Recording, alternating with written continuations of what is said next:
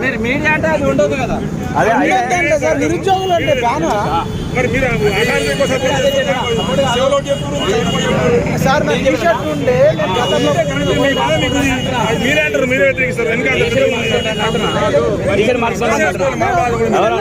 ఛాయ్ దాకా వస్తా సార్, నేను ఛాయ్ దాకా వస్తా.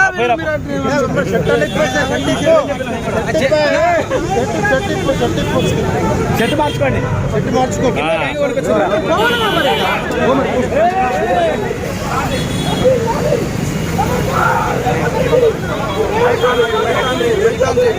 వందలాది వేలాది మంది, ఇది నా ఛానల్ అండి పిఎంఆర్ టీవీ.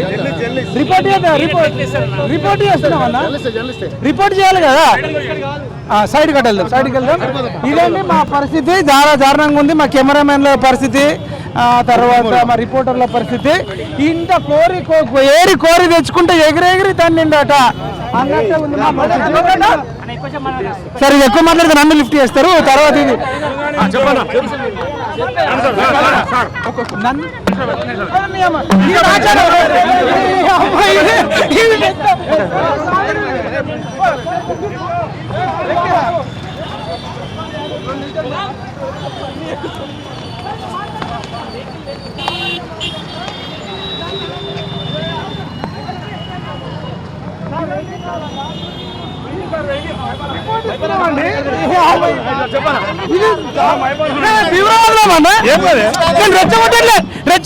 రిపోర్టింగ్ ఇస్తున్నాం సార్,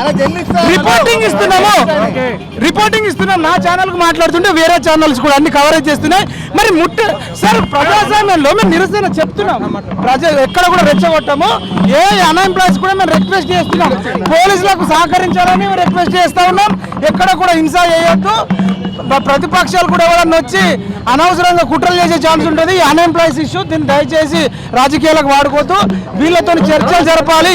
వీళ్ళతో ఖచ్చితంగా రేవంత్ రెడ్డి గారు కానీ, అసలు విద్యాశాఖ మంత్రి లేకపోవడం సిగ్గుచేటండి. 7 నెలలు అవుతుంది విద్యాశాఖ మంత్రి లేకపోవడం బాధాకరం.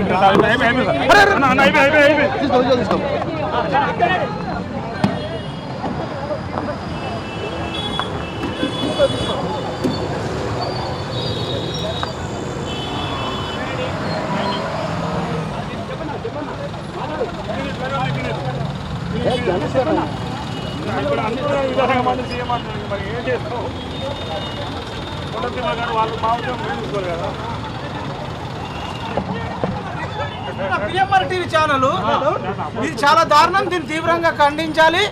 రేవంత్ రెడ్డి గారు అనవసరంగా ఇప్పుడు మేము